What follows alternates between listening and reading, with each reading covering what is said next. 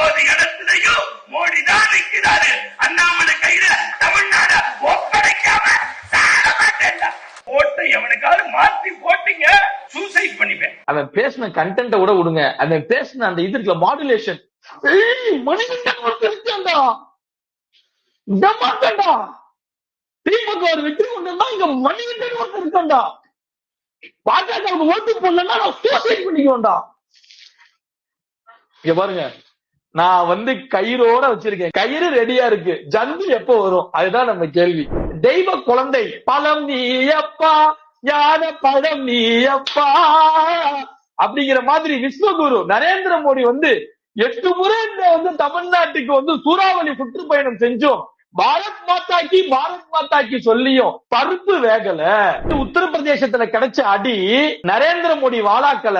Jai Sriram Jai Sriram கத்துனானுங்க election ரிசல்ட்டுக்கு முன்னாடி வரைக்கும். எங்க போனாலும் மோடி சொல்லுவாரு ஜெய் ஸ்ரீராம் ஜெய் ஸ்ரீராம் பாரத் மாதா கி. ஆனா அயோத்தி ராமர் கோயில் இருக்கிற தொகுதியிலேயே அடி. உடனே கண்டென்ட்ட மாத்திக்கிட்டானுங்க.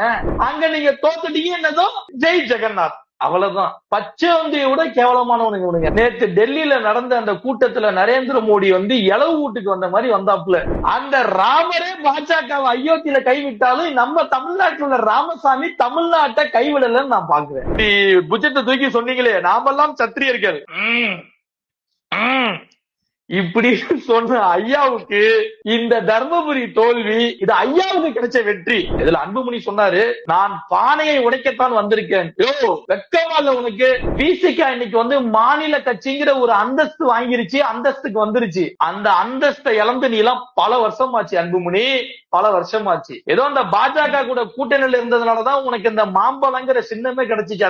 அதை நீ முதல்ல மறந்துடாத. நீ பானையை உடைக்கிறதுலாம் இருக்கட்டும், முதல்ல உன் மாங்கோட்டையை முதல்ல காப்பாத்துற வழியை பெறதா கொட்டையை பிடிக்கிட்டாங்களே. டிரைப்ஸ் பார்வையாளர்களுக்கு வணக்கம். நடந்து முடிந்த நாடாளுமன்ற தேர்தலுக்கான முடிவுகள் நேற்று வெளியாகி உள்ளது. இதில் தமிழ்நாட்டை பொறுத்தவரை 40ற்கு 40 தொகுதிகளிலும் பாஜக கூட்டணி படுதோல்வியை சந்தித்திருக்கிறது. இந்த சூழலில் இது குறித்து நம்மிடையே உரையாடுவதற்காக சமூக செயல்பாட்டாளர் திரு சத்யபிரபு செல்வராஜ் அவர்கள் இணைந்துள்ளார். பாருங்கள், அவரோடு உரையாடலாம். தோழர் வணக்கம். வணக்கம் பிரதர். பாஜக தமிழ்நாட்டில் கணிசமான இடங்களை கைப்பற்றும். தேர்தலுக்கு முந்தைய கருத்து கணிப்பே 6 சீட்டு ஜெயிப்பாங்க அப்படின்னு சொன்னாங்க. தேர்தலுக்கு பிந்தைய கருத்து கணிப்பு